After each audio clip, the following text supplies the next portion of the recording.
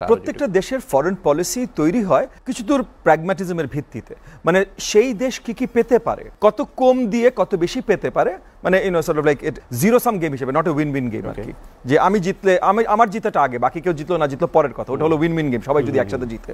তো zero sum game হিসেবে যেহেতু ফরেন পলিসি বেশিরভাগ সময় দেখা হয়, এবং অনেক দেশের সাথে বাংলাদেশের এই ফরেন পলিসির গত 53 বছরের ইতিহাস বা 54 বছরের ইতিহাস কিছু দূর এইভাবে হয়েছে। কিন্তু চায়না কিছু দূর ভিন্ন। কিছু দূর ভিন্ন কেন? আজকে থেকে আপনার 600-700 বছর আগে যখন জেংহি, অ্যাডমিরাল জেংহি তার পুরো জাহাজ এসে নিয়ে পুরো এশিয়া ট্যুর করে, তখনও যেভাবে তারা করেছে, তারা আসলে ঠিক ওই জিরো সাম গেমে না, তারা তাদের সাথে সম্পর্ক, লং টার্ম সম্পর্ক বৃদ্ধিতে আরও বেশি বিশ্বাসী বলে আমার কাছে মনে হয়েছে। এবং এই যে লং টার্ম সম্পর্ক বৃদ্ধি, এটা আমরাও চায়নার সাথে চাই।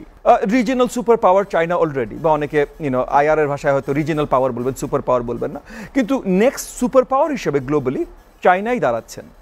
এবং যেহেতু একটা ক্লিয়ার ডিমার্কেশন যুক্তরাষ্ট্রের সাথে চায়নার হয়েছে, এবং যুক্তরাষ্ট্র আবার এই ট্রাম্প প্রেসিডেন্সির মাধ্যমে মনরো ডক্ট্রিনে ফেরত যাচ্ছে, যে মানে তারা লুক ওয়েস্ট, মানে আপনার ওই ওয়েস্টার্ন হেমিস্ফিয়ার, মানে ওই যে আমেরিকাজ, এর বাইরে তারা খুব বেশি এঙ্গেজ করতে চাচ্ছেন না। সেই জায়গা থেকে আমাদের শক্ত বন্ধু হিসেবে যদি এবং ডেভেলপমেন্ট পার্টনার হিসেবে যদি আমরা পাশে চায়নাকে পাই, তাহলে আমার মনে হয় যে আমরা আরো বেশি লাভবান হতে পারি। এবং একই সাথে গ্লোবালি যে হেজেমনি না হলেও একটা বিস্তার, ইনফ্লুয়েন্স বা সফট পাওয়ার, যে যেভাবে বলেন না কেন, যে জিনিসগুলো চায়নাও হয়তো বিস্তার করতে চায়, সেই জায়গাগুলোতে বাংলাদেশ খুবই এফেক্টিভ পার্টনার হতে পারে চায়নার।